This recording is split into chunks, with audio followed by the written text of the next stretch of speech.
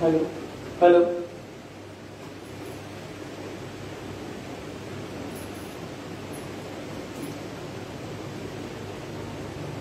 जय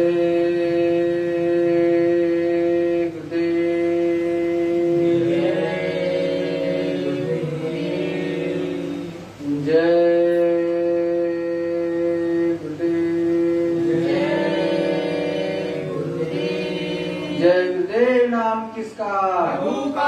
प्रभु का पावन नाम। जय गुरुदेव। जय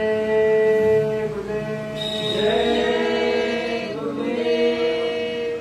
गुरु मोहे अपना रूप दिखाओ। गुरु मोहे अपना रूप दिखाओ। गुरु मोहे अपना रूप दिखाओ। गुरु मोहे अपना रूप दिखाओ। ये तो रूप धरा तुम सरगुण। ये तो रूप धरा तुम सरगुण। ये तो रूप धरा तुम सरगुण। ये तो रूप धरा तुम सरगुण। जीव उबार कराओ। जीव उबार कराओ। रूप तुम्हारा अगम अपारा। रूप तुम्हारा अगम अपारा। सोई अब दरसाओ। सोई अब दरसाओ। देखूं रूप मगन होए बैठूं। देखूं रूप मगन होए बैठूं। अभय दान दिलवाओ। अभय दान दिलवाओ। ये भी रूप पियारा मोको। ये भी रूप पियारा मोको। ईसाई से उसको समझाओ। ईसाई से उसको समझाओ। बिन इस रूप काज नहीं होई। बिन इस रूप काज नहीं होई। क्यों करवाई लखाओ। क्यों करवाई लखाओ। ताते महिमा बारी इसकी। ताते महिमा बारी इसकी। पर वो भी लखवाओ। पर वो भी लखवाओ। वो तो रूप सदा तुम धारो। वो तो रूप सदा तुम धारो। याते जीव जगाओ। याते जीव जगाओ। ये भी भेद सुना मैं तुमसे। ये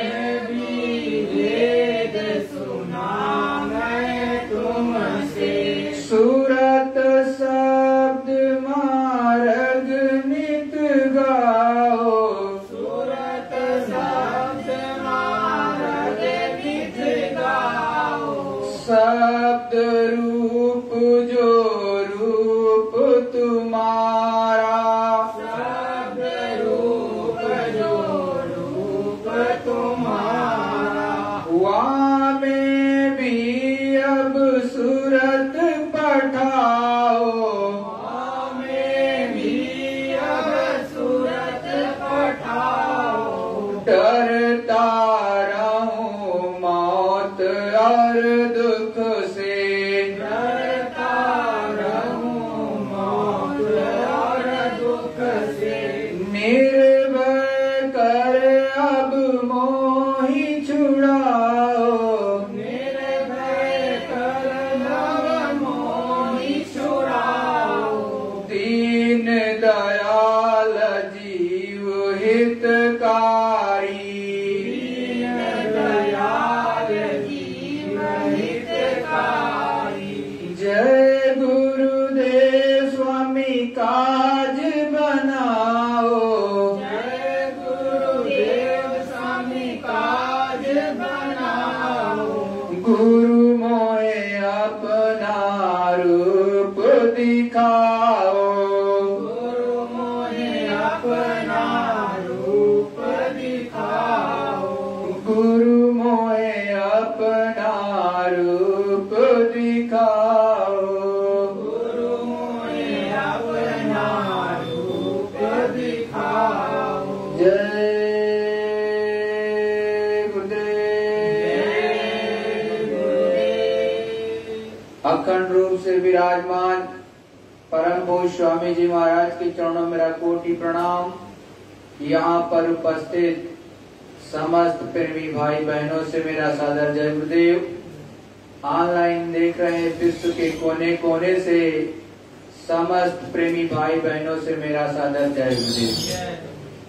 प्रेमियों, उस मालिक की असीम दया और कृपा जब जब होती है तब तब सुरतें मालिक के दरबार में, सतगुरु के दरबार में, प्रभु के चरणों में बैठ करके उनको अपना सच्चा सतगुरु मान करके सच्चे सुमिरन ध्यान भजन के लिए, अपनी सूरत के कल्याण के लिए सच्चा कार्य करती हैं।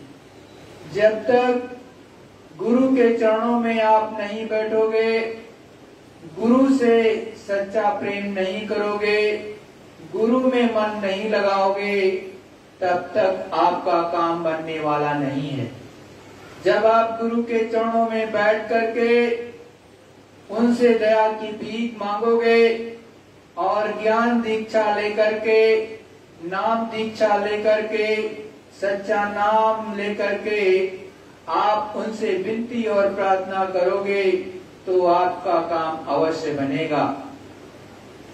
संत महात्माओं के पास में जो जीव पहुंच जाते हैं उनका कल्याण, उनकी सूरत का, जीवात्मा का एक न एक दिन अवश्य हो जाता है। लेकिन गुरु सच्चा होना चाहिए, प्रभु परमात्मा से मिला होना चाहिए, अधूरा नहीं होना चाहिए। कंज गुरु की बात की जाती है और किसी की नहीं। जो उस प्रभु परमात्मा से पूर्ण रूप से जुड़ा हो उसी को सतगुरु, उसी को कंज गुरु, उसी को कामिल मुर्शिद कहते हैं। इसके अलावा किसी और के लिए कामिल मुर्शिद या कंज गुरु या सच्चा संत या महासंत नहीं कहा जाता। तो ऐसे गुरु के चरणों में जब आप पहुंचते हो तो ये सूरत के जीवात्मा विनती करती है कि हे गुरु महाराज, हे दाता दयाल, आप मुझे अपनी मोहन मूर्ति को दिखाइए। और ऐसी टेल लगाती है कि ये जो आपका की मूर्त है, इस सूरत को हमारे अंदर में बसा दीजिए। क्योंकि जब आपको इस सबसे पहले सतगुरु से प्रेम होगा तो आपका मन इधर से थोड़ा सा विमुख होकर के संसार से अंतर में, मतलब प्रभु परमात्मा की तरफ मुड़ेगा। जब तक आपको गुरु से प्रेम नहीं होगा, उनकी मोहन मूर्ति से आपको प्रेम नहीं होगा, तब तक ये अंदर में मुड़ेगा नहीं और अंदर धंसेगा नहीं और गगन मंडल की तरफ चढ़ेगा ही नहीं। इसीलिए सूरज जीवात्मा अपने सद्गुरु से कहती है कि देखो ये रूप तो जो मनभावन आपने मनुष्य शरीर में धारण किया, इससे को तो आप मुझे दिखा ही रहे हो, लेकिन जो आपका एक बहुत ही अच्छा और बहुत ही प्यारा शब्द रूपी रूप है, वो रूप भी मुझको लपवाओ, उसको भी दिखाओ और उससे भी मेरा परिचय कराओ। ऐसी विनती, ऐसी जो है प्रार्थना ये सूरज जीवात्मा आत्मा गुरु के चरणों में बैठ करके कर रही। क्योंकि जब तक गुरु से आपको प्रेम नहीं होगा, गुरु की सूरत को अपने अंदर में उनकी मूरत को उतारोगे नहीं, तब तक ये जीवात्मा ये सूरत ऊपर चलेगी नहीं। क्योंकि अंदर में भी तो गुरु मिलता है। आप सोचते होंगे कि मैंने बाहर से गुरु कर लिया और बाहर ही मिलता है। अरे नहीं, सच में यह है कि जो आपका ये पंच भौतिक शरीर है, इसमें भी एक गुरु मिलेगा जो सच्चा होगा। वही अंतर में, मतलब दिव्य लोक में जब अंदर में आप प्रवेश करोगे और आपकी दिव्य दृष्टि शिव नेत्र खुलेगा, तो उसमें भी वो मिलेंगे, वो संग संग चलेंगे, तभी तो सूरज जीवात्मा आपकी चलेगी। अगर गुरु चले ही ना संग में, तो आपकी सूरज जीवात्मा कहीं नहीं जा सकती। गुरु महाराज समझाते हैं कि जैसे इस संसार में आपको कहीं पर जाना है, किसी से मिलना है, आप उससे पहले कभी मिले नहीं, कभी उसको देखा नहीं, कभी उसको जाना नहीं, तो क्या होगा कि उससे पहले आपको उससे मिलना पड़ेगा जो पहले से उससे मिल चुका हो, जो उसको देख चुका हो, वो किस स्थान पर रहता है ये जान चुका हो। जब आप उसके पास पहुंचोगे, तब वो ले जा करके आपको उससे मिला देगा जिससे वो पहले से मिल चुका है। तो आपको कितना इसमें दिक्कत हुई। एक तरह से पहले किसी को ढूंढा जो उससे मिला हो, फिर वो रास्ता जानता था, वो वहां से आपके संग संग चला, तो उससे मिलाया जिससे आपको वास्तविक रूप में मिलना था। तो देखो ये संत और महात्मा हमेशा समझाते हैं कि अपनी सूरत को जगा करके ऐसे सद्गुरु के चरणों में पहुंचा देना चाहिए, जहाँ पर जो पूर्ण रूप से जगे हो, जो उस मालिक से मिले हो। क्योंकि ये सूरज जैसे ही यहाँ पर आएगी, पूर्ण रूप से इसका प्रकाश यहाँ पर इकट्ठा होगा। मतलब दोनों बहुओं के बीचों बीच में इस जगह पर जहाँ छठा चक्र या आज्ञा चक्र कहते हो, जो छठा चक्र है, तीसरा तिल और जो भ्रिकुटी विलास है उसी को कहते, उसी पर जब आपका पूर्ण प्रकाश सूरत का इकट्ठा हो जाता है पुंज, तो जैसे आपकी सूरत बाहर की तरफ आगे कदम बढ़ाती है, वैसे ही उजाला प्रकट हो जाता है और वहाँ पर सतगुरु की विशेष मदद की जरूरत होती है। आप अगर सतगुरु रास्ता दिखाने वाला नहीं, अंदर में साथ साथ चलने वाला नहीं, सूरत को रास्ता दिखाने वाला नहीं, तो आप चल नहीं सकते। क्योंकि यहाँ पर आप देखते हो कि एक अनजान जगह पर जाओ तो आपको पता नहीं रहता कि किस दिशा में बढ़े और वो अमुक स्थान किस दिशा में पड़ेगा।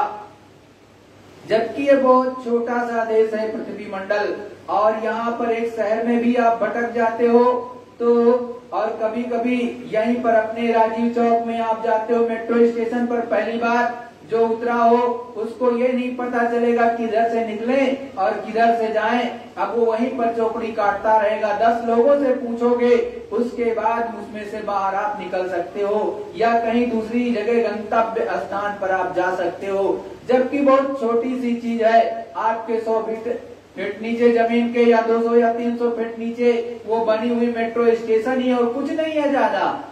अब आप यहीं पर भूल भुलैया में फंस जाते हो, चक्कर काट रहे, तो ऊपर जो प्रभु परमात्मा ने स्वर्ग लोक बना रखा और ऊपर गगन मंडल में जो आपका जो है अपवर्ग बना रखा है, बैकुंठ धाम जिसको कहते हो, और ऊपर चलोगे तो आद्या महाशक्ति का लोक बना हुआ है। वो कितना विचित्र और कितना विशाल होगा ये आप कभी नहीं सोचते हो। तो बिना गुरु के कभी पार नहीं जा सकते हो। गुरु हर क्षण दम दम पल पल आपके संग संग रहता है। भले कभी कभी अंदर में प्रकाश प्रकट होता तो दिखाई नहीं देता कि गुरु भी संग है, लेकिन गुरु संग होगा तभी सूरत चलती है। अगर गुरु संग नहीं होगा तो सूरत तिल मात्र भी आगे नहीं बढ़ती। ये परम सत्य है।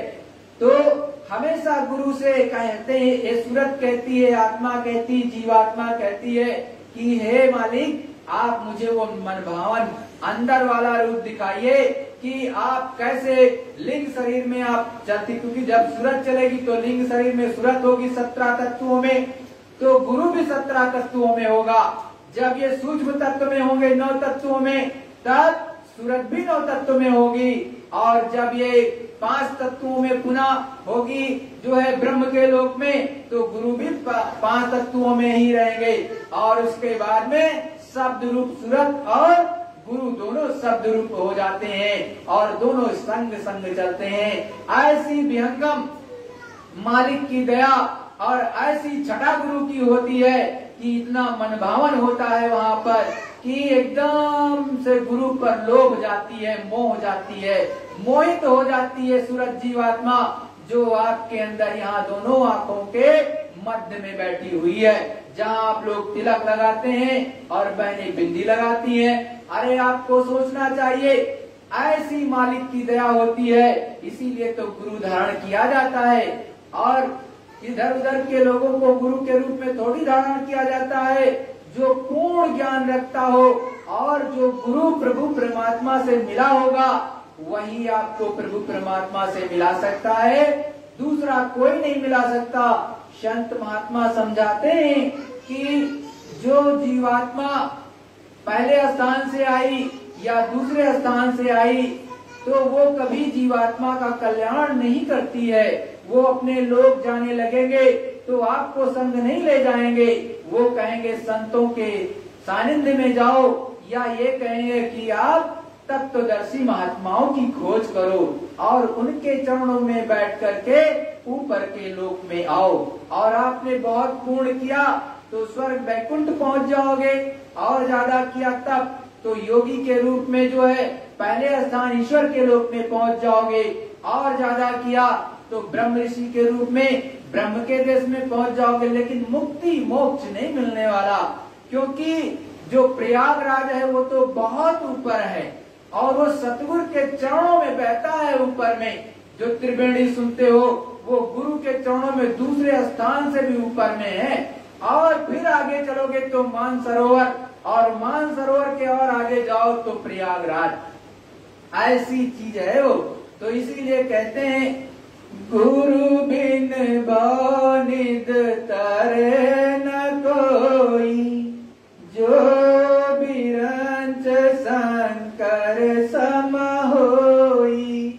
चाहे आप जितनी तपस्या कर लो, चाहे जितना तप कर लो, ध्यान कर लो, कुछ भी कर लो, लेकिन बिना गुरु के चाहे शंकर भगवान जैसी आप परिस्थिति अपनी कर लो, चाहे उतनी ज्यादा अपने अंदर शक्तियां उतार लो, प्राप्त कर लो, लेकिन बिना गुरु के पार नहीं जा सकते हो, मुक्ति मोक्ष नहीं मिलेगा। It is very clear.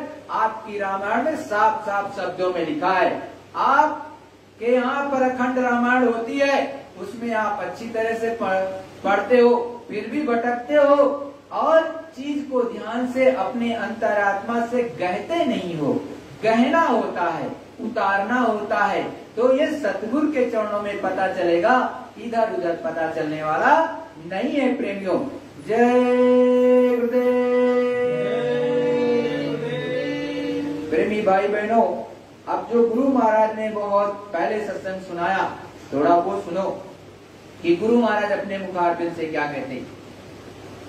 देखो, गुरु महाराज कहते हैं आत्मा का स्थान और उतार का वर्णन, मतलब ये सूरत जीवात्मा का स्थान कहाँ है और कैसे उतार के लाइए, कैसे जाएगी, ये सतगुरुदेव समझा रहे। एक प्रेमी ने पूछा कि आप आदि में कहाँ थे, कहाँ से आए और आप रहने वाले कहाँ के हैं। सभी जीवात्माएं यहाँ इस मृत्यु लोक में आकर अपने निज घर को भूल गई। वे नहीं जानते कि हमारा निवास स्थान कहाँ और हम कहाँ के रहने वाले हैं। तो आप ध्यान से सुने, महात्मा बड़े प्रेम से सब कुछ समझा देते हैं। अब सूरत पूछे स्वामी भेद कहो अब मोसे। एक देखो, ये सब ठीक से समझाकर हमें बताओ। बड़े प्रेम से ये सूरत जीवात्मा पूछ रही, क्योंकि जो सूरत वास्तव में जग जाती है, जो अनाम धाम सतलोक धाम तक पहुंचती है, वही ये प्रश्न करती है। कोई साधारण सूरत जीवात्मा जो मनुष्य के अंदर चाहे स्त्री के रूप में चाहे पुरुष के रूप में बैठी है, उनके शरीर में वो नहीं पूछती है जो पूरा हो जाएगा, क्योंकि वही तो सही क्वेश्चन पूछेगा, वही सही प्रश्न पूछेगा सदगुरु से। और तब तो सब केवल संसार के लिए मानते हैं, संसार की ही बातें पूछते हैं। सूरत के लिए तो जल्दी कोई नहीं पूछता। चाहे हनुमान जी के पास जाओगे तब भी कहोगे कि हनुमान जी मुझे भूत ने पकड़ रखा है, जल्दी से मेरा भूत उतार दीजिए। अधिकतर लोग इसीलिए जाते हैं बालाजी में, और भी अलग जाते हैं। और जब कोई संकट देखते हैं तुरंत जल्दी से जो है हनुमान जी का जो भी चालीसा का पाठ है करना शुरू कर देते हैं, किसी तरह से हमारा शरीर बच जाए। लेकिन जीवात्मा के लिए कभी नहीं कहते कि हमारा उसका उद्धार हो, केवल अपने स्वार्थ में कि हम किसी तरह से संकट से मुक्ति पा जाएं। तो संत महात्मा क्या कहते हैं कि ऐसी सूरत जो ऊपर पहुंच गई ऊपरी देश में, वो पूछती है कि हे मालिक, अपना भी वेद मुझसे समझा करके बता करके जरा बता से आए हैं और कहाँ के रहने वाले की आपसे विनती और प्रार्थना है। तब सद्गुरु दयाल की विशेष दया होती है, तब वो कुछ बताना शुरू करते हैं। फिर पूछती है यही सूरत स्वामी से, क्या कहती है, वास तुम्हारा कौन लोक में, यारे तुम कौन मौज में। हे स्वामी, हे सद्गुरु, मैं नहीं जानती कि तुम्हारा वास स्थान किस लोक में है, ब्रह्मलोक में कि पार ब्रह्मलोक में या उससे भी परे किसी लोक में। हे स्वामी दयाल, दया करके हमें ये समझाकर और बता दीजिए कि आप कहाँ के रहने वाले हैं। मैं ये भी नहीं जानती कि आप उस अपने लोक से किस मौज में यहाँ आए, क्योंकि आपका लोक तो अवश्य ही सुख और आनंद का भंडार होगा, वहाँ दुख का नाम निशान भी ना होगा। मगर यहाँ पर जहाँ आपने मौज की और आए हैं, यहाँ तो बड़ा ही कष्ट है, यहाँ तो बड़ा ही दुख है। फिर आपने कौन सी मौज की और यहाँ क्यों आने की मौज किया। देश तुम्हारा कितनी दूर, खोजे सूरत न पावे मोर। अब ये सूरत जीवात्मा फिर सद्गुरु से पूछती है, वो देश जहाँ से सभी सूरतें यहाँ आई हैं, वो बहुत ही दूर है, वहाँ तुम अपने से नहीं जा सकोगे, सहारा दे दूंगा तो चले जाओगे। और गुरु से कहती है कि मैं तुमसे कहता हूँ, प्रेम से समझाता हूँ कि अपने घर को वापस चलो, तुम्हारा घर सुख का भंडार है, वहाँ न दुख है न कलेश है, वहाँ न दिन है न रात है, वहाँ की कोई तकलीफ नहीं है।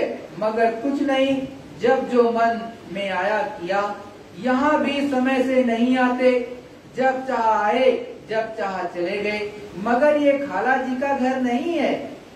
ये बात जरूर है कि मैं तुम्हें जितना आदर दूंगा, मैं जितना तुम्हें प्यार दूंगा, उतना आदर ना तो तुम्हारी माँ देगी, ना स्त्री देगी, ना पुत्र देगा, ना कोई और देगा।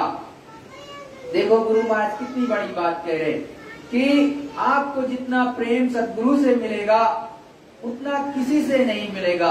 आप जिसको चाहते हो कि ये मुझसे बहुत बड़ा ज्यादा प्रेम करेगा, वही आपको हकीकत में धोखा देता है। चाहे स्त्री हो, चाहे पत्नी हो, चाहे माता पिता हो, या कोई जगत का पुत्र हो, पुत्री हो। अभी कुछ ही दिन पहले की खबर है कि एक जो है आदमी की लाश अपने इसी दिल्ली में मिली, जो कि 1 साल से भी पुरानी पड़ी थी, फ्लैट में निकाली गई, उसका दाह संस्कार हुआ। तो भाई कोई देखने वाला नहीं। अरे भाई कोई नाना, चाचा, काका, ताऊ, पत्नी, बच्चे, बहुत बड़ा तो परिवार रहा होगा, कुटुंब तो बड़ा होता ही है।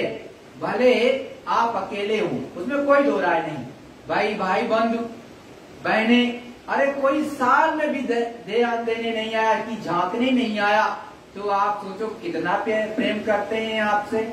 अगर सच में करते तो 2 दिन, 4 दिन, 5 दिन नहीं फोन लगा। तब तो फोन का भी जमाना है, मोबाइल का है, कोई ना कोई फोन करता ही कि भाई साहब या बहन जी, माँ जी या काकी, मौसी, चाची, जो भी रिश्ता बनता उसके माध्यम से पूछता आप कैसे हैं। एक बार फोन किया नहीं उठाया, दोबारा करेगा, दोबारा नहीं उठाया, तिबारा करेगा। लेकिन सोचो कि ये कर्मों की गति कितनी गहन है। यहाँ सब स्वार्थी है, तो इसीलिए कहते हैं स्वार्थ लाग करें सब प्रीति, ये है सुर नर मोने सब कर रीति। तो क्या कहते हैं संत महात्मा, यहाँ सब जो भी आपका प्रेम करते हैं दिखावा है, दिखावा छलावा। यहाँ सब चाहे सुर हो, मतलब सुर का मतलब देवता, चाहे मुनि हो, चाहे मनुष्य हो, सबके सब स्त्री पुरुष एक दूसरे से केवल स्वार्थ बस प्रीति करते हैं। सच्ची प्रीति तो सतगुरु करता है।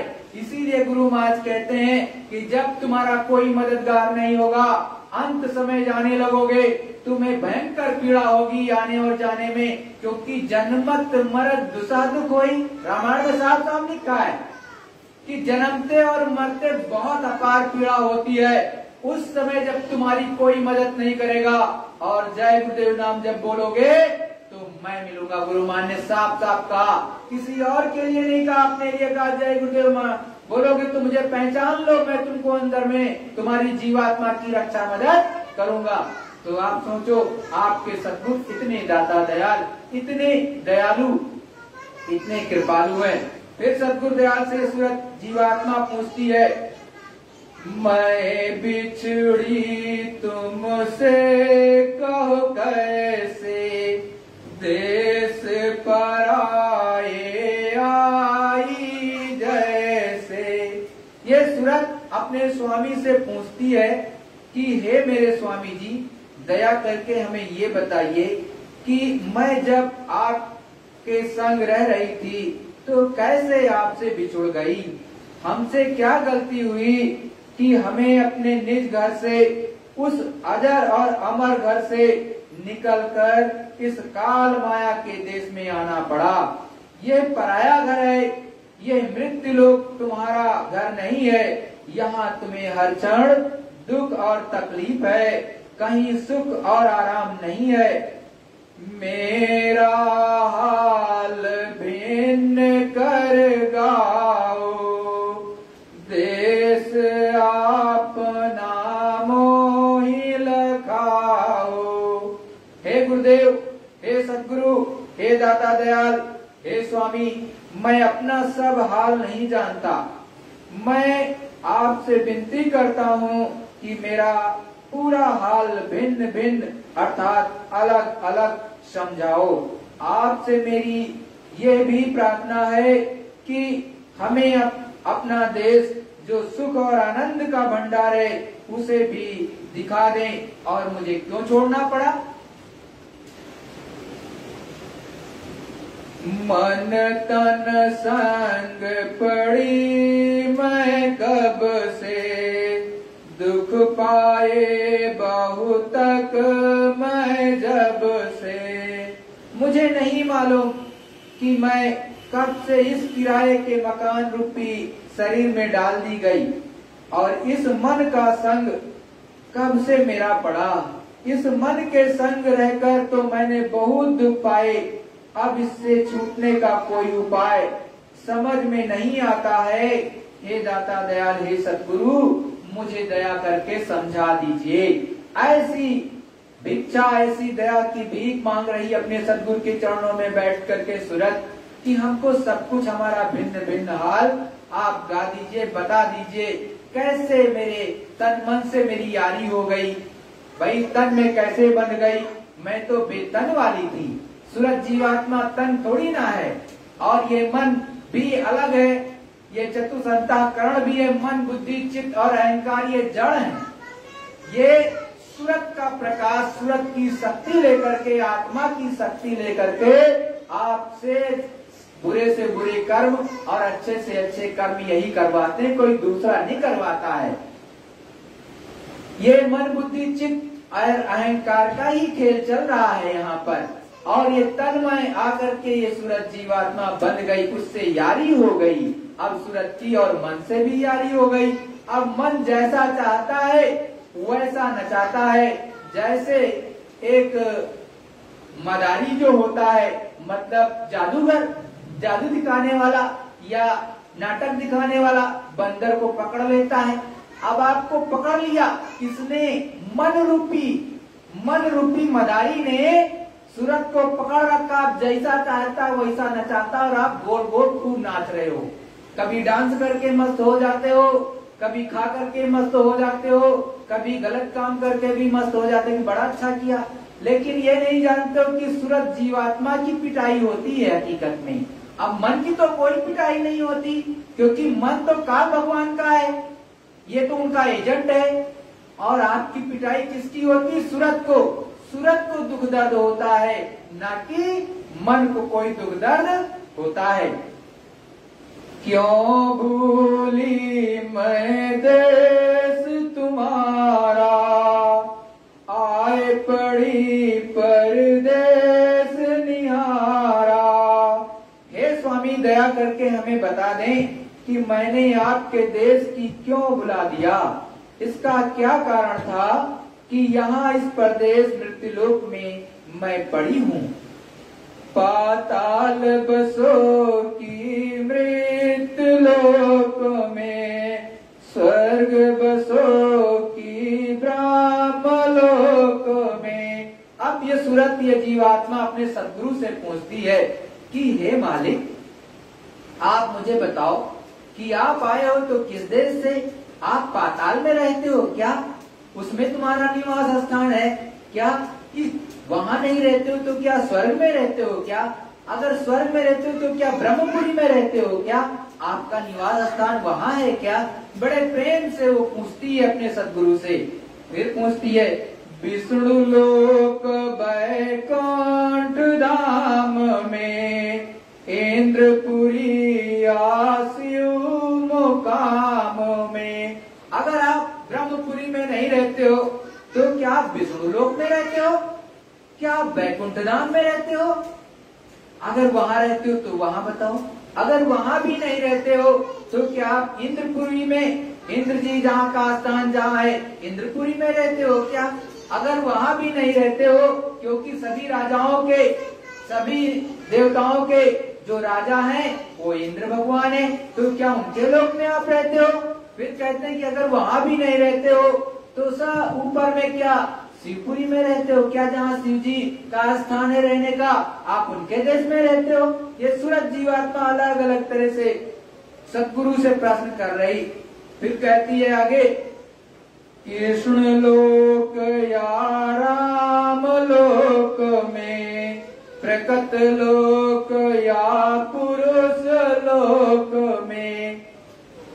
ये सूरत, ये आत्मा, ये जीवात्मा फिर सब कहती है सद्गुरु से, भाई आप इनमें से किसी में नहीं रहते तो क्या कृष्ण लोक में रहते हो, जहाँ से कृष्ण भगवान आए थे अवतार के रूप में पृथ्वी लोक पर, यहाँ पर मृत्यु लोक में जो है धर्म की स्थापना करने के लिए, क्या आप उस लोक में रहते हो? अगर वहाँ भी नहीं रहते हो तो क्या राम के लोक में रहते हो, रामचंद्र जी के यहाँ पर रहते हो क्या? हमें आप बता दो। और फिर सूरज जीवात्मा कहती है अगर वहां भी नहीं रहती हो तो क्या प्रकृत लोक में रहते हो? आप प्रकृत लोक में भी नहीं रहते हो तो क्या पुरुष लोक में रहते हो क्या? तो आप मुझे बताओ। ये सूरत अब पीछे पड़ गई है सदगुरु के कि हमको आप बताइए आप कहाँ के रहने वाले हैं। या तुम व्यापक सभी लोक में या फिर व्यापक तुम सभी लोक में, चार खान चर अचर लोक में। क्या तुम सभी लोक में व्यापक हो जितना मैंने बताया? क्या सभी जगह रहते हो? मतलब व्यापक का मतलब सर्वव्यापी हो, आप सब जगह हो। आप मुझे बताओ क्या ऐसा है? या फिर चार खान में और चर अचर सब में आप रहते हो? आप बताओ मुझे, क्योंकि चार खाने 84 लाख योनियां हैं, चर अचर जीव अलग अलग जगह रहते हैं, तो क्या उनमें आप व्याप्य हो? क्यों मोहि डाला काल लोक में, अति भर माया हर्ष शोक में। अब फिर सूरज जीवात्मा सतगुरु से कहती है कि भाई आपने जो किया आप हमें ये बताओ कि आपने मुझे काल के लोक में क्यों डाल दिया? क्योंकि काल तो मारता है, दुखी देता है। इस संसार का कोई ऐसा जीव नहीं है जो सुखी हो सत्य में। सबको कोई ना कोई दुख किसी न किसी तरह का रहता ही रहता है, चाहे वो खरबपति हो, चाहे वो संतपति हो, चाहे जितना उसके पास धन है। अगर धन है तो बीमारी भी लगी है, अगर इधर अरब आ रहा है तो उधर डायबिटीज की दवा चल रही है, किसी की किडनी की फेल हो गई है तो डायलिसिस चल रही है, किसी का हार्ट में ब्लॉकेज है तो वो चल रहा है, दर्द कर रहा है। अरे कहीं ऐसा ना हो राम नाम सत्य हो जाए। अब हाथ पे रखे हुए डॉक्टर साहब की तरफ देख रहा है, जल्दी से दवा दे दो और नहीं तो मैं चला जाऊंगा। तो और अगर आप मुझसे पूछो भैया कैसे हो, कि बहुत अच्छा है, सब ठीक ठाक है, लेकिन हकीकत में पीछे ठीक नहीं है। अब पत्नी रोज गाली देती है पीछे से, है तो अरब आ रहा है, लेकिन पत्नी झाड़ू उठा करके भी स्वागत कर देती है कभी कभी। हकीकत है ये बहुत से घरों की। और ऐसे ऐसे जगह हैं कि जहाँ पर वो जो है पुरुष जो अपनी पत्नी से ही डरते हैं, ऐसा भी है। लेकिन देखो ये सूरत है, जीवात्मा है, तो इसी तरह से हर एक को एक तरह से इस कलेश का है, ये कलेश का है। बहुत कम ऐसे होंगे जो प्रभु प्रेमी होंगे, प्रभु को मानने वाले होंगे, रामकृष्ण मान को मानने वाले होंगे, सतगुरु को मानने वाले होंगे, जिनके घर में अमन चैन है, एक दूसरे से प्रेम और मोहब्बत है। बहुत कम घर, नहीं तो अधिकतर इसी में रगड़ा झगड़ा सब चल रहा है, लेकिन किसी तरह चल रहा है। ये जगत का पसारा है। संत सतगुरु इसी तरह बताते हैं कि सत्य है ये, इसमें कोई दो राय नहीं। कहीं जाते हो तो बॉस आपका नाराज, कंपनी में जाते हो मैनेजर नाराज, आप अच्छे से अच्छा काम कर दो लेकिन तब भी नाराज, चार बात आपको सुनाई देगा। अब अपने घर की शायद चीज कभी कभी उतार देता है आप पर, हो जाता है। घर में तो कुछ कर नहीं पाया और जब आप पहुंचे जरा से आपसे गलती जरा से हो गई, बस उसी पर वो बिपर पड़ा और अपनी पत्नी को दो शब्द भी नहीं बोल पाया और यहाँ आकर के सब आप पर उतार दिया। अरे तो क्या करो, गुरु महाराज ने क्या कहा, आप छोटे बन जाओ, दीन बन जाओ, हीन बन जाओ। कोई दो बात कहे तो बड़े प्रेम से सह लो उसको, तुम भी भड़क मत जाओ। मतलब तुम्हारे अंदर भी गुस्सा नहीं आना चाहिए। कोई एक गुस्सा है तो तुम शांत रहो तो कभी भी लड़ाई नहीं होगी, और लड़ाई कर लोगे तो भजन नहीं कर पाओगे। बड़े प्रेम से जो हो गया उसको तो बदला नहीं जा सकता। और गुरु मान ने कहा वस्तुओं से काम ले लो, इससे मोहब्बत और प्रेम या उसके पीछे मत पड़ो। जैसे कोई चीज है, मान लिया ठोकर ही लग गई, टूट गई, अब उसके लिए उसकी जान किसी के लिए पीछे पड़ जाओ, ये सब गलत है। अरे वस्तुएं तो फिर से निर्माण हो जाती है, फिर से बन जाती हैं, और ये समय समय पर वो मालिक आपको देता जाएगा, कभी उसके पीछे मत पड़ो, ऐसा गुरु महाराज कहते हैं। फिर देखो ये सूरज जीवात्मा कहती है, अब क्यों आए मोहि चितावन, रूप धरा तुम अति मन भावन। अरे भाई अब तो मुझे काल के जाल में डाल ही दिया। सूरज जीवात्मा कह रही है अब तो मैं धक्के, चाहे कभी हर्ष, थोड़े 2 मिनट का तो हर्ष होता है सुख, और 50 मिनट का उससे 10 गुना 20 गुना ज्यादा दुख होता है, आपने तो उसमें डाल ही दिया है। अब क्यों आ गए हमको समझाने के लिए? अब क्या जरूरत पड़ गई कि मुझको चिताने के लिए आ गए? अब तुम इतना अच्छा रूप धारण कर लिए हो कि अच्छे से अच्छे जब सतगुरु को देखते तो उधर लुभा जाते हैं। इतना मन भावन रूप होता है कि उन्हीं की तरफ लुभा जाती है सूरज जीवात्मा कि भाई गुरु महाराज तो बहुत अच्छे, ये संत तो बहुत अच्छे हैं और कुछ अच्छी बात बता रहे। तुरंत मन को छू जाती है, अंतरात्मा में उतर जाती है और उसको आप मानने लगते हो उनकी बातों को। तो इसीलिए कहते हैं सदगुरु की से ये सूरज जीवात्मा की बहुत अच्छा रूप आपने धरा है और इतना भावन कि मन मोह लेती है मेरा। मैं दासी तुम चरण निहारे, वेद देव तुम अपने सारे। ये सूरज जीवात्मा कहती है स्वामी मैं तो आपके चरणों की दासी हूँ। हम आपसे विनती प्रार्थना कर रहे कि आप मुझे अपने सारे भेद खोल करके दीजिए। आप मुझे सारा भेद खोल खोल करके बताइए जो मैं पूछ रही हूँ। तब हंस शब्द स्वामी बोले, तब हंस शब्द स्वामी बोले, सुनो सूरत तुम मैं कहूँ खोले। अब हंस करके सदगुरु रीझ गए। जब रीझ जाएंगे, खुश हो जाएंगे, प्रसन्न हो जाएंगे तो सूरत को हंस करके जवाब देते हैं कि हे सूरत तू बार बार मुझसे पूछ रही तो मैं तुझको बता रही हूँ कि इसका भेद क्या है, कैसी मौज मेरी हुई, कैसी मौज मर्जी में मैंने क्या किया है। अब मैं तुझको समझाता हूँ कि तू समझ ले। जो तुम पूछे भेद हमारा, कहूँ सभी अब कर विस्तारा। हे सूरत हे जीवात्मा तुम अपना भेद पूछ रही हो कि तो मैं तुमको खोल करके सारा का सारा विस्तार अब समझा रहा हूँ, आप उसको समझो अच्छे से।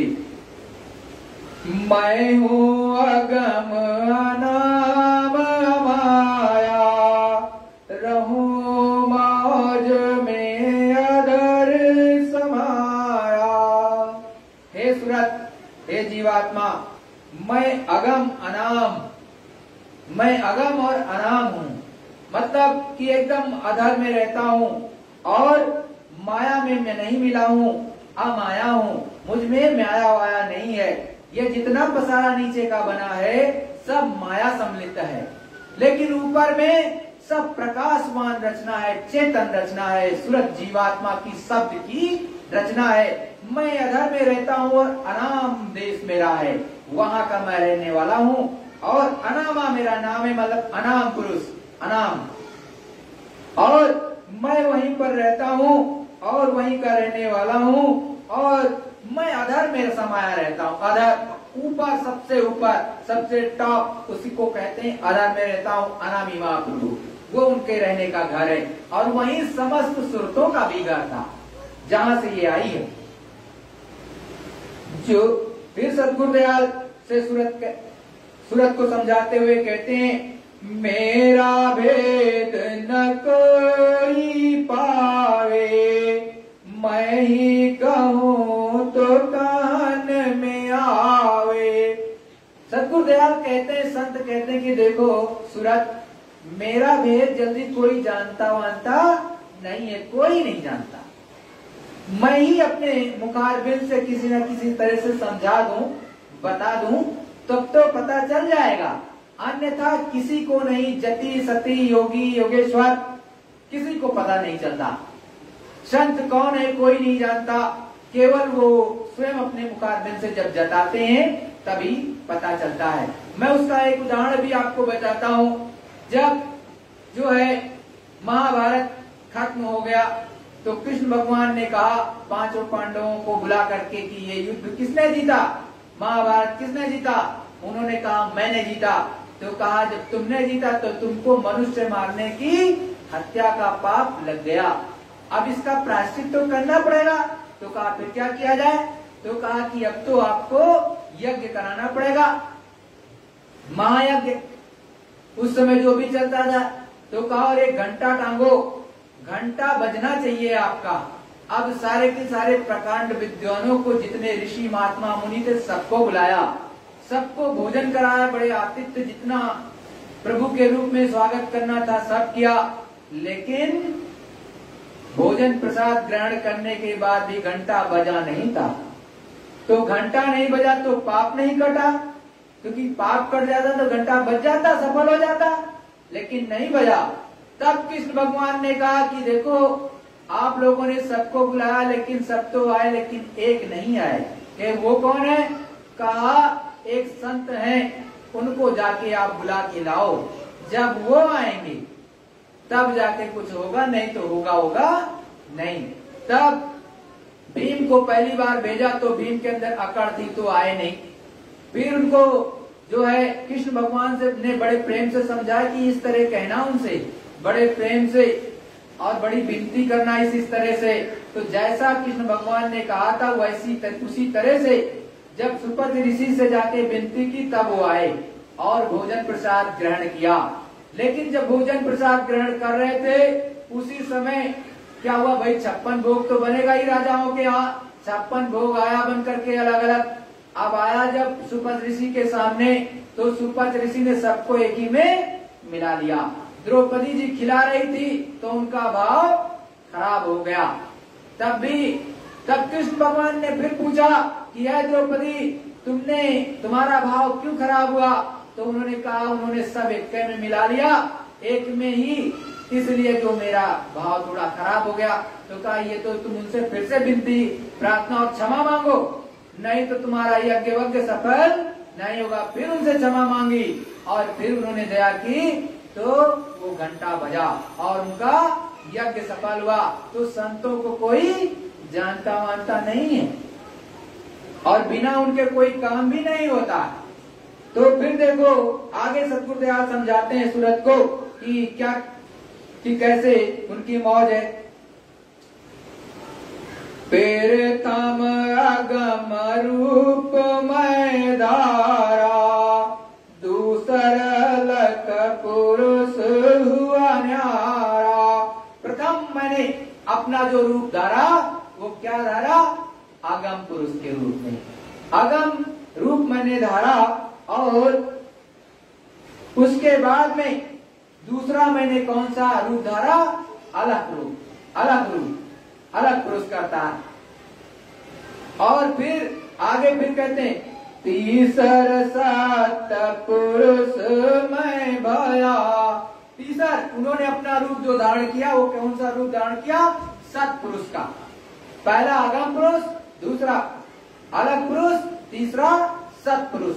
इनमें उन्हीं का निज रूप होता है। किसका? अगम अनामी पुरुष कर्ता का निज रूप जो है इन तीनों में है, इसीलिए तीनों सत्य में है। मतलब उसमें कोई मिलौनी नहीं, सत्य ही सत्य है, शब्द ही शब्द है और आनंद ही आनंद है। वहां काल माया का कुछ कोई जुगाड़ नहीं है। सत्यलोक मैं ही रच लिया, और सत्यलोक मैंने ही रचा है, किसी और ने नहीं रचा है। इन तीनों में मेरा रूप, यहाँ से उतरी कला अनु। गुरु महाराज कहते हैं कि देखो इन तीनों में, जो तीन मैंने नीचे उतारा है, अगम पुरुष करता, अनामी, अगम, अलग और सत्पुरुष, इन तीनों में मेरा निज रूप रहता है। लेकिन वो नहीं रहते, ये भी जान लो, उनका निज रूप रहता है। और फिर कहा कि यहां से फिर मैंने अनूप कला, एकदम अनुपम कला उतारी नीचे की तरफ, सत्पुरुष करतार के यहां से फिर उतारा। तो कहते हैं यहाँ तक निज कर मुझको जानो, पूर्ण रूप मुझे पहचानो। मतलब इन तीनों में मुझको जानो, अगम, अलग और सत्पुरुष, इन तीनों में मुझको जानो। और यहाँ तक तो मैं ही हूँ, मेरा पूर्ण रूप इसमें है। अंश दोए सतपुरुष निकारी, अंश दोए सतपुरुष निकारी, ज्योत निरंजन नाम धरारी। वहां से दो अंश निकाली सतपुरुष करतार ने, और उनका क्या नाम रखा? ज्योति निरंजन। और उनको नीचे भेजा गया है हकीकत में। ये दो कला उतर कर आई, झंझरी दीप में आन समाई। ये दो कलाएं, एक स्त्री का और एक पुरुष का, मतलब एक जो है जो ईश्वर के रूप में आप जिनको ईश्वर बोलते हो वो, और उनकी अर्धांगिनी है, वो दोनों कलाएं वहां से अनूप उतर करके आई। और झंझरी दीप मतलब पहले स्थान, जो गुरु महाराज जिसका नाम दूसरा बताते, वैसे झंझरी दीप भी उसका नाम है, वहां पर आकर के वहां पर उतारी गई, वहां पर बिठाई गई। अब क्या कहते सतगुरुदयाल? यहाँ बैठ त्रिलोकी रची, 5-3 की धूम अब मची। यहाँ पर बैठ करके अब ईश्वर ने नीचे का जो 3 लोकों की रचना की है, जान लो, ऊपर की नहीं। अब यहाँ पर जो जहाँ पर भगवान आकर के बैठे झंझरी दीप में, यहाँ से नीचे का क्या विस्तार और रचना हुई है वो उन्होंने स्वयं किया है। तो उन्होंने 3 लोक रचे, और उन्होंने स्वर्ग, बैकुंठ, पृथ्वी लोक और जो सूक्ष्म लोक है वो बनाया। वहां पर बना करके अब इसमें ही सारी जीवात्माओं सुरतों का खेल उन्होंने किया है। और फिर कहते हैं कि अब 5 और 3 की धूम यहाँ पर मचेगी, वो होने जा रहा। 3 लोक से मैं रहूं न्यारा, 4, 5, 6 में बेस्तारा। मैं इन लोगों से न्यारा रहता हूँ, मुझसे इनसे कोई मतलब नहीं ज्यादा रहता, मैंने अलग बना दिया ऐसा। उस प्रभु जो मेन परमात्मा है, जिसे प्रभु कहो, परमात्मा कहो, वो आधार में जो रहता है, उसने सब अलग बना दिया। इन 3 लोगों से मुझको मतलब नहीं रहता है, और उसमें भी कई चीजें और बनी है अलग अलग, तो मैं इनसे एकदम अलग रहता हूँ। 3 लोक एक बूंद पसारा, सिंध रूप मैं अगम अपारा। ये जो रचना 3 लोकों की एक बूंद के समान, कितनी है? बूंद।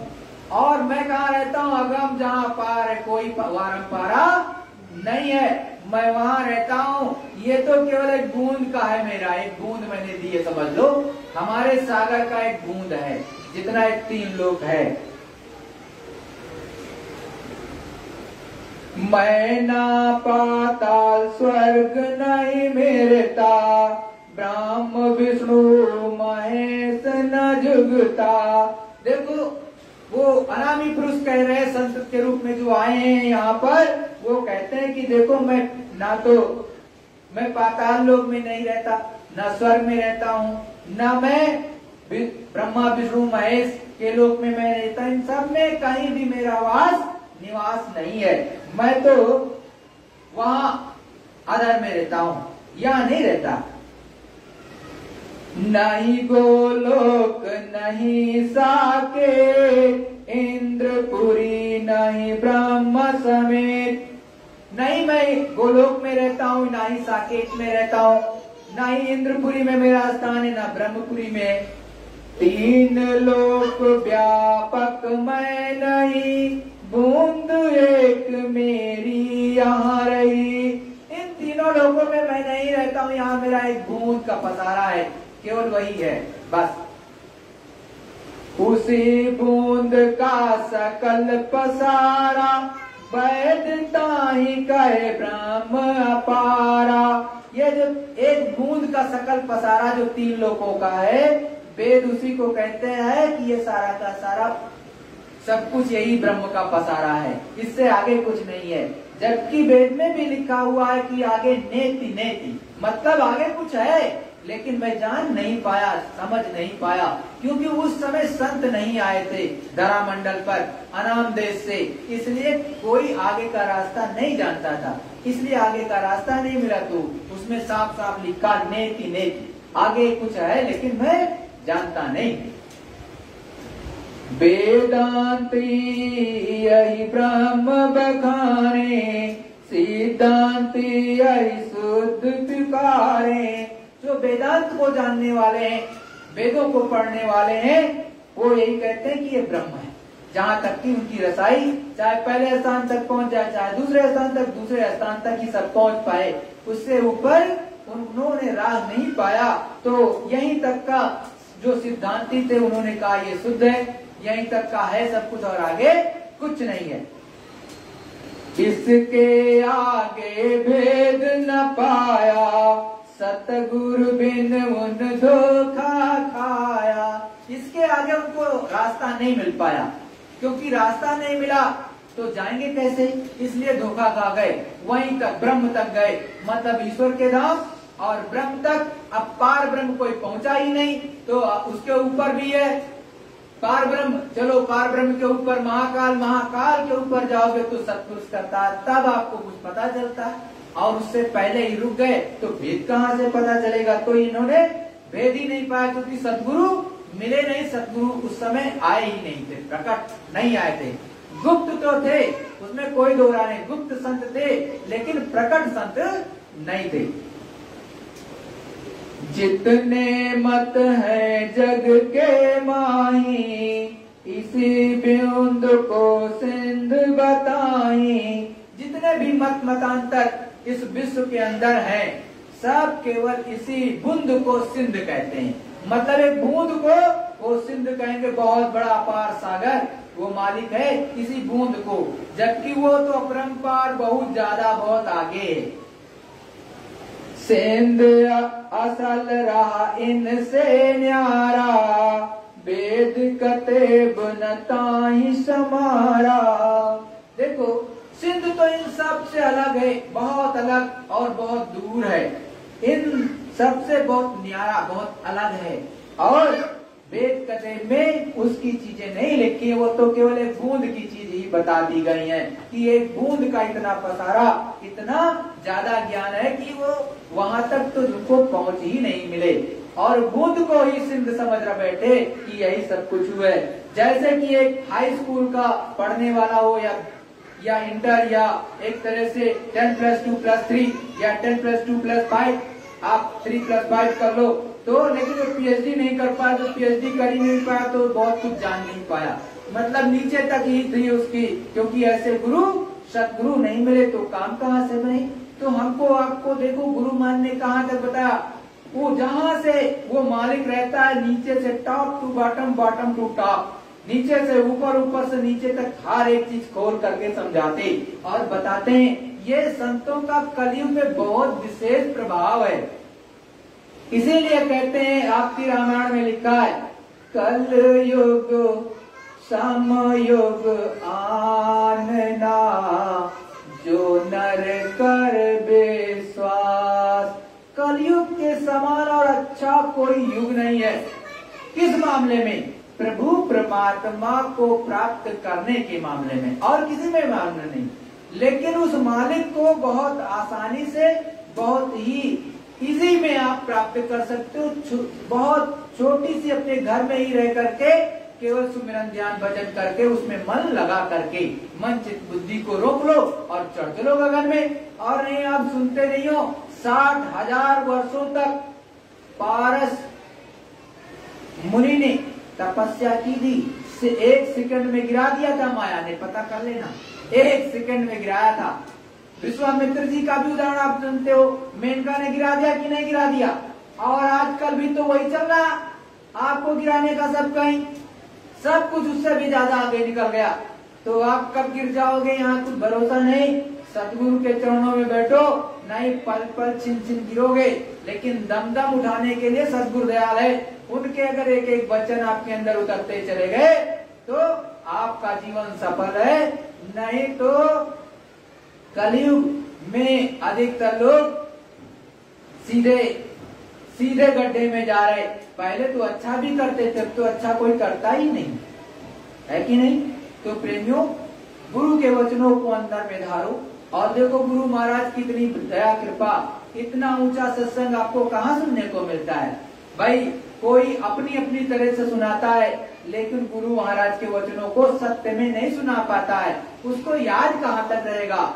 गुरु महाराज ने इतने वचन सुनाए हैं, वो तो हूबहू तभी मिलेंगे जो गुरु की विशेष दया हो जाए, नहीं तो इतना ऊंचा सत्संग कोई सुना नहीं पाता।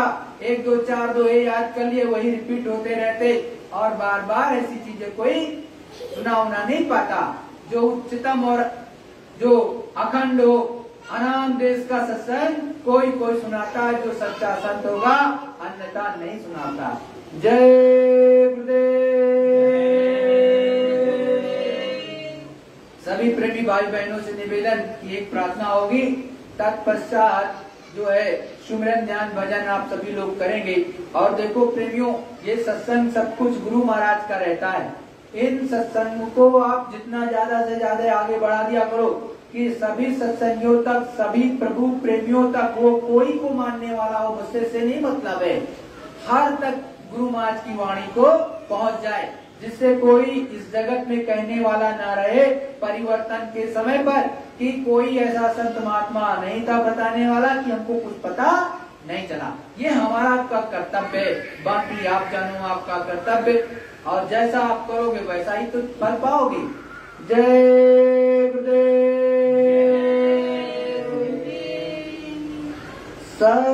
सतगुरु सतनाम तुमको लाखों प्रणाम। सतगुरु सतनाम तुमको लाखों प्रणाम। कोटिन सूरज चांद सितारे, कोटिन सूरज चांद सितारे, रोम रोम में करे उजाले, रोम रोम में करे उजाले। सतपुरुष करतार तुमको लाखों प्रणाम। सतपुरुष करतार तुमको लाखों प्रणाम। अरबों सूरज चांद सितारे, अरबों सूरज चांद सितारे, रोम रोम में करे उजाले, रोम रोम में करे उजाले। सतपुरुष करतार तुमको लाखों प्रणाम।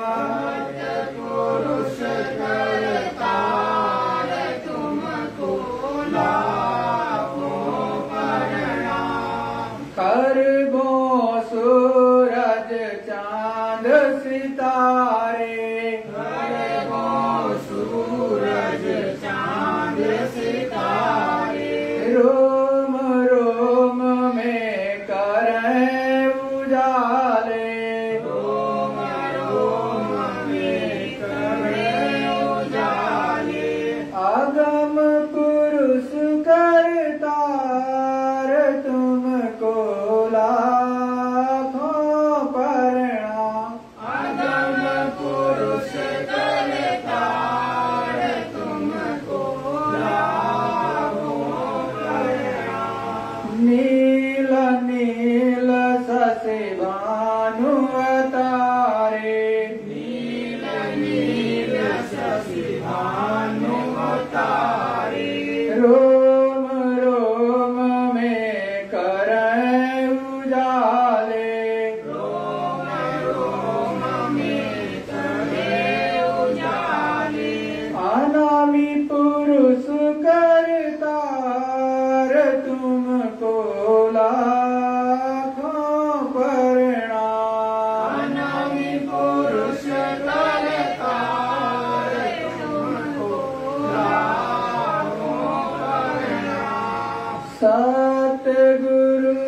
सतनाम तुमको लाखों प्रणाम। सतगुरु सतनाम तुमको लाखों प्रणाम। मैं तुमको लाखों प्रणाम।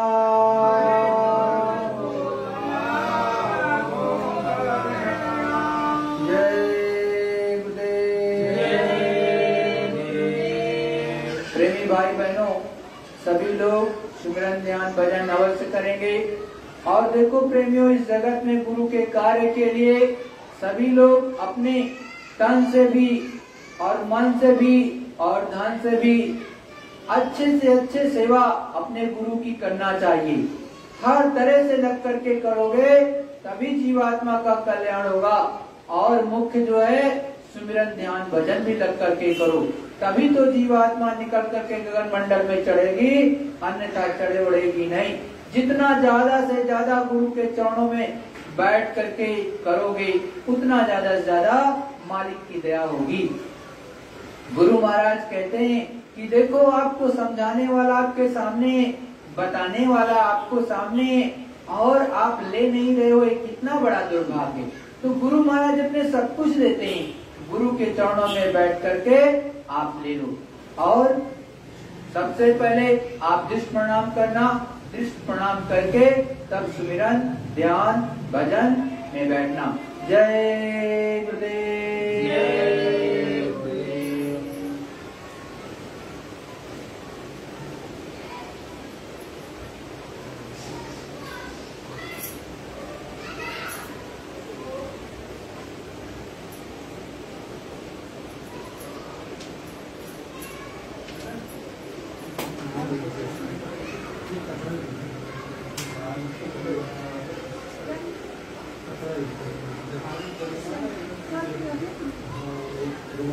रुमाल दे दो, रुमाल। बड़ा कपड़ा